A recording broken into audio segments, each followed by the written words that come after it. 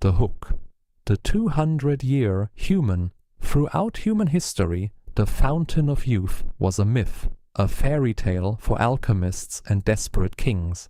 From the Epic of Gilgamesh to the search for the Holy Grail, our species has always been obsessed with one logical flaw: death. We accepted a simple conclusion: we are born, we grow, and eventually we wither away. But in 2026, that logic is being shattered. Some of the world's leading geneticists, including experts from Harvard and Oxford, believe that the first person to live to 200 years old has already been born. We are no longer just dreaming of longer lives. We are actively recoding the human biological clock. This isn't just about anti-aging creams or vitamins. It's about a fundamental rewrite of what it means to be biological. Welcome back to Wonder Logic. Today, we dive into the science of immortality and why aging might soon be a choice, not a sentence.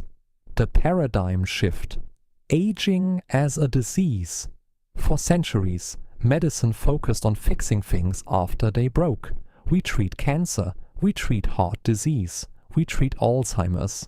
But there is a new perspective shifting the entire scientific world. What if all these conditions are just symptoms of a single underlying disease called aging? Think about it logically. If you have a car, you don't just wait for the engine to explode to fix it. You perform maintenance. Scientists are moving from lifespan, how many years you live, to health span, how many years you live in peak physical and mental condition. The World Health Organization has already begun discussing the classification of aging as a medical condition.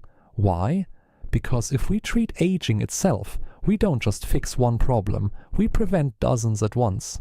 The goal of modern longevity science isn't to make you a 120-year-old in a hospital bed, it's to make you a 120-year-old who can still run a marathon. This is the shift from reactive medicine to proactive engineering. The biological glitches, the 12 hallmarks. To fix the system, we have to find the bugs in the code. Biology identifies these as the hallmarks of aging. Let's look at the two biggest ones. First, telomeres. Imagine your DNA as a shoelace. At the ends, there are plastic tips called telomeres that keep the lace from fraying. Every time your cells divide to repair your body, these tips get shorter. Eventually, they vanish, the DNA frays, and the cell stops working.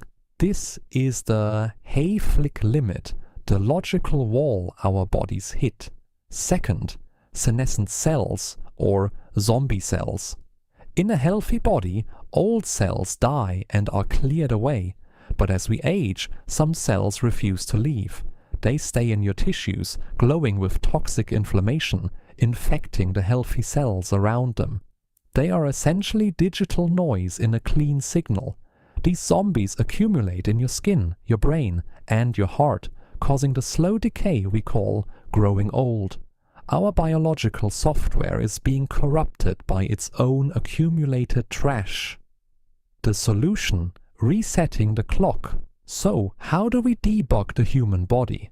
This is where the wonder comes in. In a groundbreaking study at Harvard, scientists led by David Sinclair managed to literally reverse the age of mice. They took an old blind mouse and, by activating specific genes called Yamanaka Factors, they reset the cells to a younger state.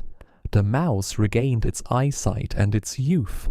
This proved that our cells keep a backup copy of their youthful state. We just need the right software key to trigger the reset, and that key is being found by artificial intelligence. Today, AI is scanning billions of molecular combinations to find senolytics, drugs that act like a biological trash collector. These drugs specifically target and eliminate zombie cells while leaving healthy ones untouched. We are moving toward a world where a simple pill once a year could clean your body of a decade's worth of aging. We are using machines to find the keys to our own immortality. The moral logic: a planet of immortals? But let's look at the deeper logic. If we conquer death, what happens to the world? A planet where no one leaves makes room for no one new. Would a 200-year life lead to infinite wisdom or infinite boredom? There are also concerns about inequality. Will the cure for aging be a human right or a luxury for the ultra-rich? We could face a future where the wealthy live for centuries while the rest of the world follows the old rules of nature. This isn't just a biological challenge, it's a civilizational one. The logic of life is changing, and we are the generation that has to decide how to handle this power.